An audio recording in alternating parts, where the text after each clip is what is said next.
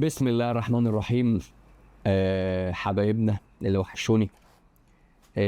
طبعا غبنا عنكم فترة طويلة، ولكن ان شاء الله كده راجعين بقوة.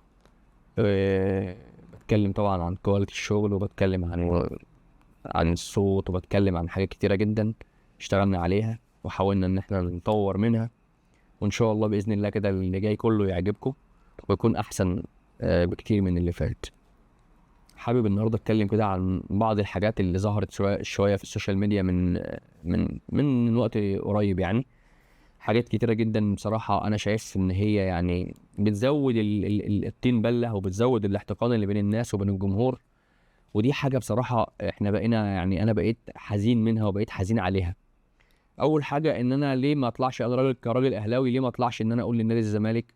ايه المانع ان انا اطلع اقول لنادي الزمالك مبروك، واقول لنادي الزمالك انت كسبت الكونفدراليه، واقول له برافو عليك وشابوه وكل حاجه. انا نفسي افهم إيه علاقه ان انا راجل اهلاوي بان انا اطلع اقول للكويس انت كويس وللوحش انت وحش، ولما النادي الزمالك يبقى وحش هطلع اقول وحش. ما فيهاش اي مشكله. انت راجل شايف صوره فبتنقل صوره، بس انت مش بتدلس ولا بتلف وتدور ولا تعمل اي حاجه زي بعض الناس اللي احنا بنشوفهم اليومين دول. وبرضه ناس كتيره جدا بتطلع تقلل من البطولات، والنادي الزمالك اصل نادي الزمالك كسب بطوله ما اعرفش فين، اصل نادي الزمالك ما اعرفش ايه، اصل انا مش فاهم ايه، حاجات كتيره ملهاش اي علاقه بالواقع وملهاش اي علاقه بالصح ولا الاصول. النهارده كابتن محمد الشناوي طلع قال، صحفي تونسي بيساله بيقول له انت مشاكل في النادي الاهلي وما بين حراس المرمى ومش عارف ايه. قال له انت بكل مصداقيه وبكل هدوء، قال له انت طبعا قريت الكلام ده في الصحف المصريه. قال له ايوه. قال له طبعا هي الصحف المصريه اللي بتعمل مشاكل، مفيش مشاكل ولا اي حاجه. طيب، هل ده بناء من خيال الشناوي، ولا هل دي حقيقه فعلا؟ لا، حقيقه. واللي يقول غير كده كذاب، واللي يقول غير كده بيحب يلف ويدور، ما بيقولش الحقيقه، لان دي فعلا الحقيقه. اتفرج على التلفزيون بتاعنا، اتفرج على الصحافه بتاعتنا، اتفرج على اي حاجه مالهاش اي علاقه بالواقع. اقسم بالله نص الناس اللي بتطلع تقول صفقات وبتطلع تقول اخبار كلها كذب في كذب، مالهاش اي علاقه بالواقع. زي النهارده كده لما قال لك اللعيب من النادي الاهلي قاعد مع اصحابه، مع مش عارف مين من نادي الزمالك، ومضى وما اعرفش ايه، ولعيب قاعد ما بيلعبش وعقده هيخلص السنه دي. انت اصلا اساسا من الاساس انت موقوف قيدك. يعني لو انا راجل مجنون كده وقاعد بفكر كده، انت موقوف قيدك اصلا. هتمضي مع اللعيب ازاي؟ ده رقم واحد.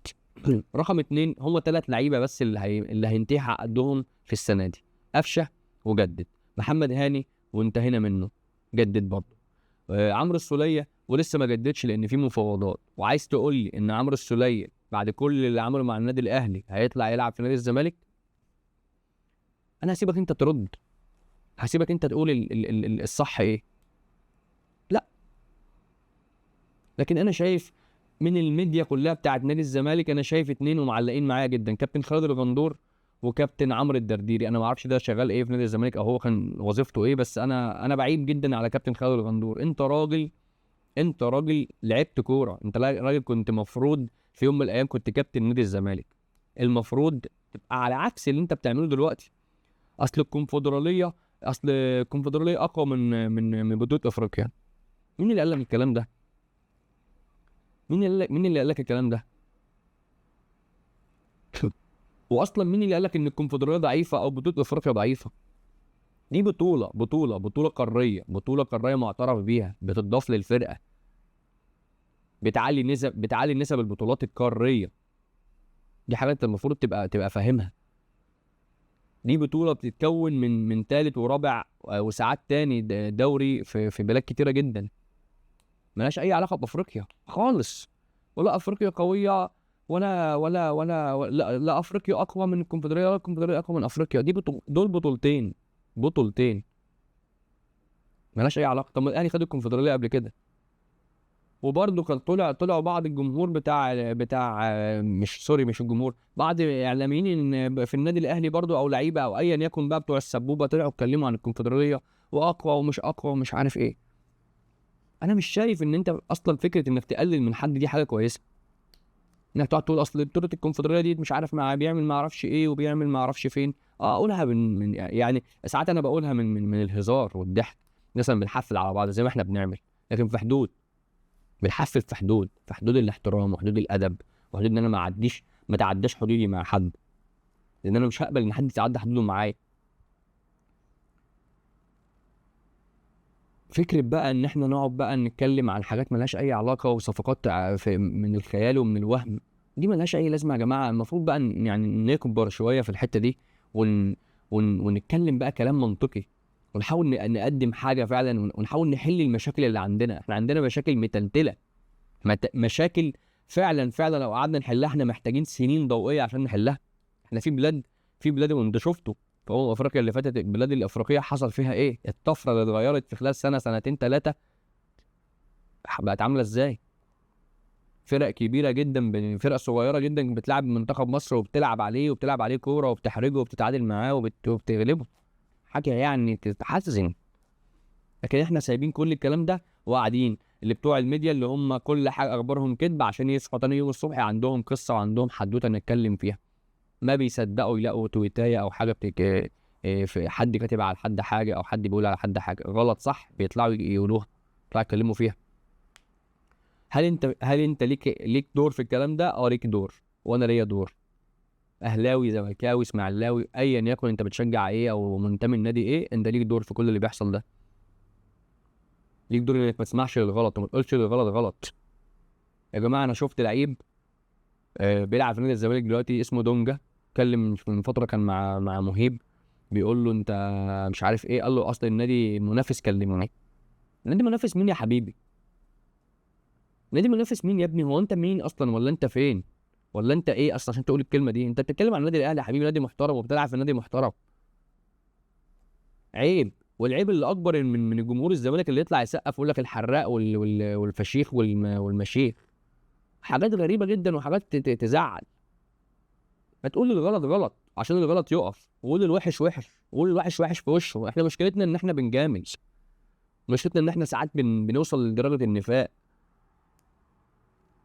ما تقول الغلط غلط، قول لي لا عيب انك تقول كده على النادي الاهلي، زي ما في ناس محترمين جدا طلعوا اتكلموا وقالوا غلط ان هو قالوا دوت وعيب ومش عارف ايه، وبرضه ناس سقفت وشيرت الفيديو وقالت على حاجات كتيره جدا.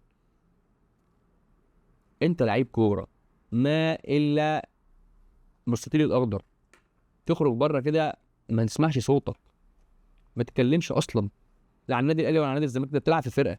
لما يطلب منك تصريح تتكلم على قدك وتتكلم على اللي مطلوب منك، ما تجودش وما تحاولش تعمل انت فليطه عشان انت ما هيتقل منك. لا انت قد جمهور الاهلي ولا جمهور الاهلي هيسيبك تقول كده على فرقته اصلا من الاساس. هيحصل مشاكل كبيره جدا وهنزيد الطين بله والناس هتتضايق من بعضها اكتر. يبقى على ايه؟